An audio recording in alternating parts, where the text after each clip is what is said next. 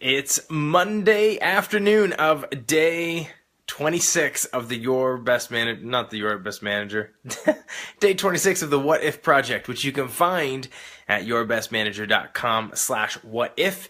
And today I'm talking about feedback, but not just feedback. I'm talking about taking time to intentionally and consistently give feedback. And this is something that comes up all the time on the show.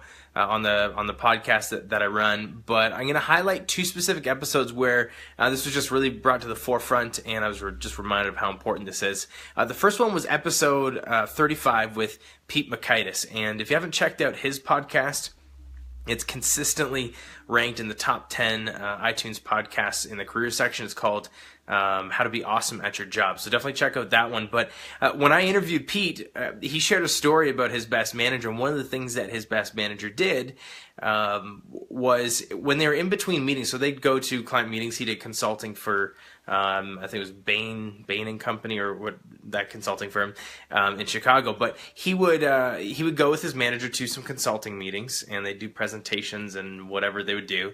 And on the way back, his manager was always intentional about building in time to specifically discuss feedback. And they usually did it in like a taxi ride or the car ride back to the office. And even if it meant taking the long way back, his manager was just intentional that, hey, every time we go on a meeting, right after, we talk about feedback. And what that did is that actually puts a feedback conversation at ease, because it's something that it's consistent. It always happens. So it's not one of those, hey, come into my office, I want to tell you something. It's something that's just you do, and it becomes part of your job to analyze your performance. And so as a manager, this wasn't just two ways. This wasn't just one way feedback. It would be something as simple as, hey, how did you think that went? How do you think I did as the manager? And how do you think you did there? And then they just talk about the experience and what they can do better next time.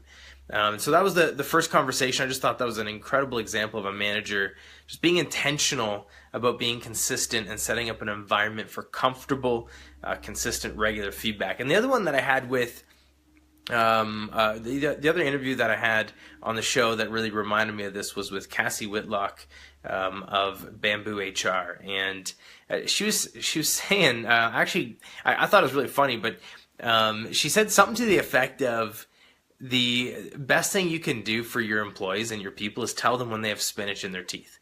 It's the whole concept that people want to know what they're doing wrong, or they want to know where they can improve.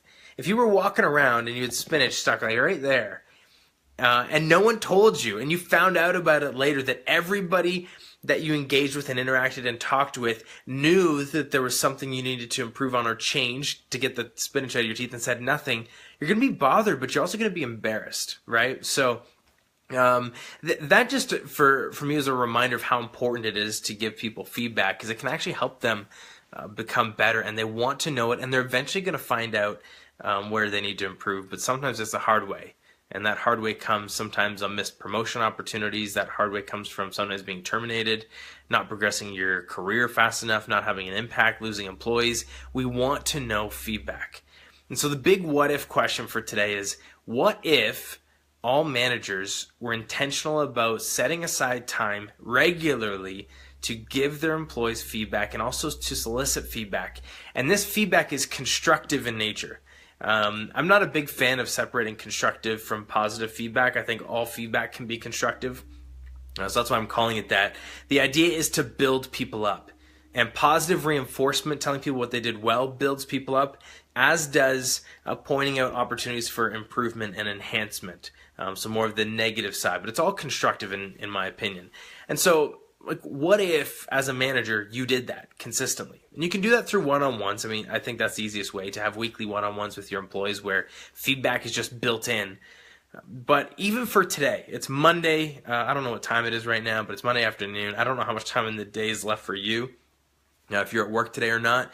But what if today you started? Now, I don't mean you have to go have a tough conversation, but what if today you did one small thing that can have a massive impact on how you lead your people? And that one small thing is scheduling some sort of regular, habitual meeting. Maybe it's a one-on-one or environment or habit or culture of environment. And it's really easy. Just set a calendar invite. It's not that difficult. And then build it and figure it out from there. Sometimes the things that hold us back from doing things are perfectionism.